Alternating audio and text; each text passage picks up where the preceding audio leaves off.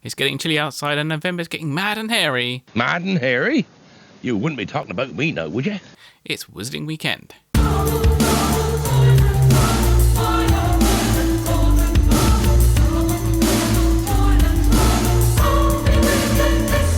Welcome back to people to Someone's Wizarding World, your Wizarding Night Channel with a Suburban twist.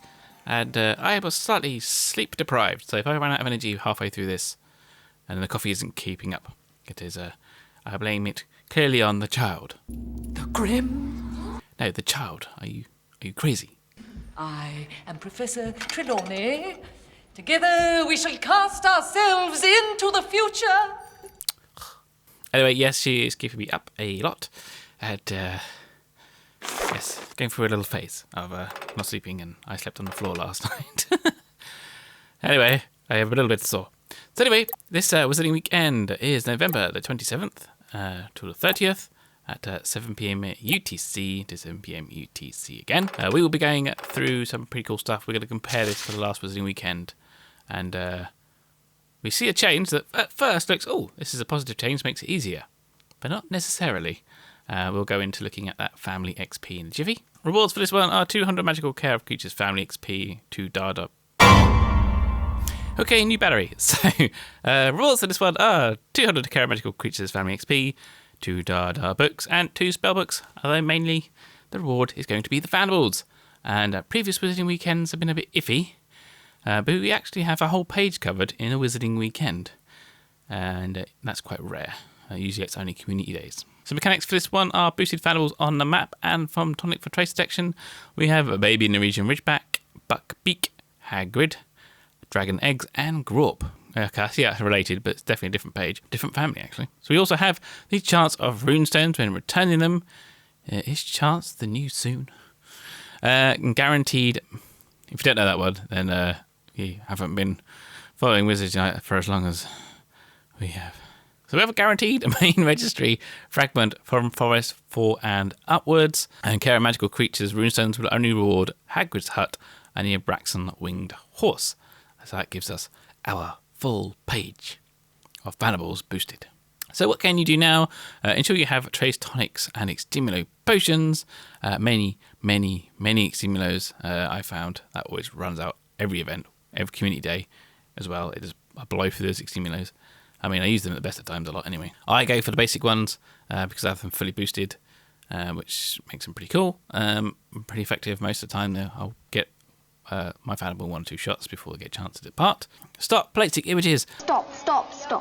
Under care of magical creatures, you'll need that sweet family XP for the tasks. Now we'll go into that family XP thing in a lot more detail, as always with me. Suffice to say, don't worry about it. It's going to be as difficult as it was in the previous one. So whatever your experience in the last Wizarding Weekend was, it's going to be the same with this one, even though the family XP is half, and we'll go into that in a little bit. And finally, if you're out and about playing, just focus on the care of magical creatures Foundables. I usually tend to pick up everything anyway, but you know, if you're in a rush or whatever, you just kind of get the odd ones. So if you see any care of magical creatures, pick those up. That will help you, hopefully, towards the day. If you can get those ready to be placed, that would be awesome. We have brilliant bundles, thanks to Orange Wizard for the graphic, because I'm, well, not as good as Orange Wizard to start with, and I'm also way too lazy. So these brilliant bundles, yes, if you don't need 1 or 2 things, then they're probably not worth it. Usually it is easier if you have the ingredients to brew them and rush them. With gold, it's cheaper that way. So the Foundables. This is great. We have all the elements for a single page in this event, plus Grawp and the Dragon Eggs, which are essentially there to stop you or slow you down on placing that page. Though, to be fair, I wouldn't say no to a Grawp or Dragon Eggs, because I need those. So in regards to Dragon Eggs, for me, personally, on that page, I am waiting for A, Dragon Eggs, and B, Puffskeins. Puffskeins I just need to grind for, but obviously I can't grind for those during the event because they will not be available. So should I wish to get my Puffskeins ready before the event, I need to do a lot of grinding right now to get that one ready for placement, because, say, during the event, it will not be available from the fortress. Grawp also is a similar issue. He's on the Hogwarts Gate page. I need the night bus on that page as well. Interestingly, it's a different family. So the night bus I can actually grind on the day should I wish to do so. But to be fair, I'm really just going to be looking at the Hagrid's Hut page. That's the one that is really going to take all my attention. And if I get the other ones, that's a bonus. If I do Wizarding Wednesday with Expecto Go, I'll probably use those runestones and see if I can place those pages too. So we have the tasks. So we're going to go through this and we're going to analyse these tasks against the previous Wizarding Weekend because they are strikingly similar and yet fundamentally different in a couple of places. And we're going to see why that is the case. So our tasks are complete 10 Wizarding Challenges with 3 or more teammates, defeat 25 foes in Wizarding Challenges, return 20 baby Norwegian Ridgeback Foundables, return 15 Buckbeak Foundables, return 10 Hagrid Foundables, and 1,200 Care Magical Creatures Family XP. So, in comparison to the previous one, the 10 Wizarding Challenges was in the last Wizarding Weekend. We do get a Dawdle Draft as opposed to 6 Snowdrops. I have a fair amount of Snowdrops lately. I've been dropping quite nicely.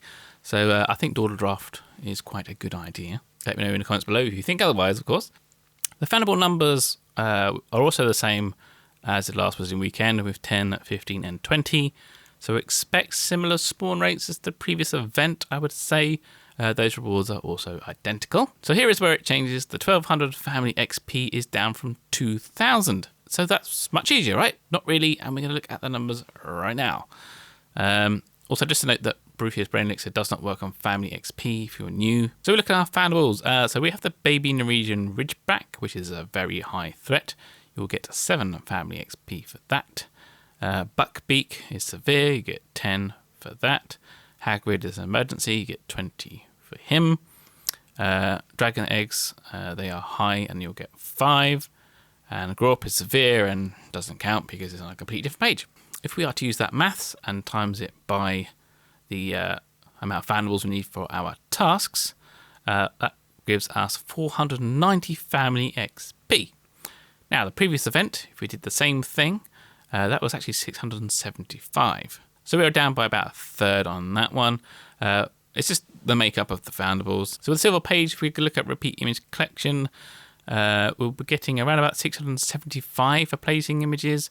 This is assuming you're starting from 0 and on a silver page, okay? Because there's so many different permutations. We're just going to say that as a baseline.